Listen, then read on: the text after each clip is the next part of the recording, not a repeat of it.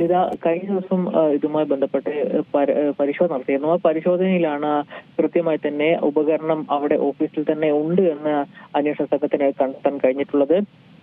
പ്രിൻസിപ്പലിന്റെ പരിശോധനയിലാണ് ഇക്കാര്യം സ്ഥിരീകരിക്കുന്നത്.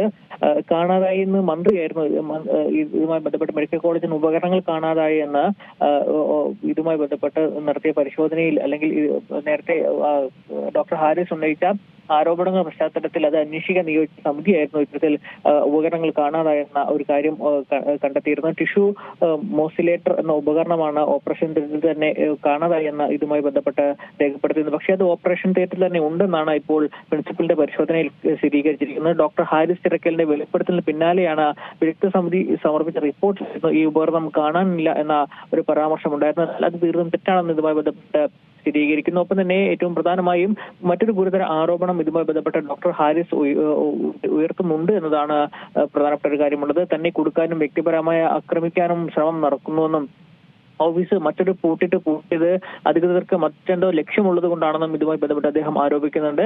KGM-CTA ഭാരവാഹികൾക്ക് നൽകിയ കുറിപ്പിലാണ് അദ്ദേഹം ഇക്കാര്യങ്ങൾ ഉൾപ്പെടുത്തിയിട്ടുള്ളത്. കൊടുക്കാൻ കൃത്യമായ ശ്രമം നടക്കുന്നുവെന്ന് സംശയിക്കുന്നു.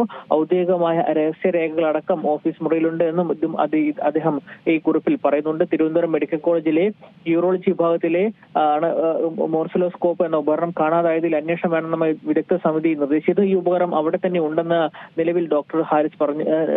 നേരത്തെ തന്നെ ഇക്കാര്യം ഹാരിസ് പറഞ്ഞു. ഉപകരണം ഉപയോഗിക്കാത്ത അറിയാത്തതിനാൽ മാറ്റിവെച്ചിരിക്കുകയാണ്. അതുകൊണ്ട് തന്നെ ഉപകരണം അവിടെ തന്നെ ഉണ്ട് എന്നാണ് നേരത്തെയും ഹാരിസ് പറഞ്ഞിരുന്നത്. അത് തെളിയിക്കുന്നതാണ് ഇപ്പോൾ പുറത്തു വന്നിരിക്കുന്ന വിവരം എന്നതും നമ്മൾ നോക്കിക്കാണ്ട ഒരു കാര്യം തന്നെയാണ്. എന്തായാലും ഉപകരണം കാണാനില്ലെന്ന് വകുപ്പ് മേധാവി ഡോക്ടർ ഹാരിസ് സമ്മതിച്ചായാണ് ഈ വിദഗ്ധ സമിതി റിപ്പോർട്ടിൽ പറയുന്നത്. ഇതിന്റെ അടിസ്ഥാനത്തിലാണ് ആരോഗ്യവകുപ്പ് DME തല അന്വേഷണത്തിന് പ്രഖ്യാപിച്ചത്. ഉപകരണം കണ്ടെത്തി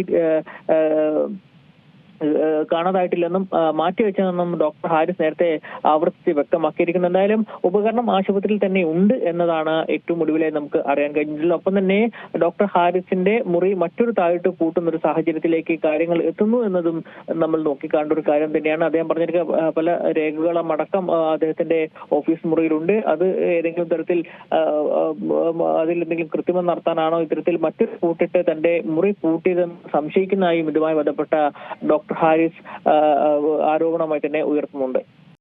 ഏറ്റവും പുതിയ വാർത്തകളും വിശേഷങ്ങളും വിരൽ തുമ്പിലറിയാൻ സീ മലയാളം ന്യൂസ് എല്ലാ ഡിജിറ്റൽ പ്ലാറ്റ്ഫോമുകളിലും ലഭ്യം.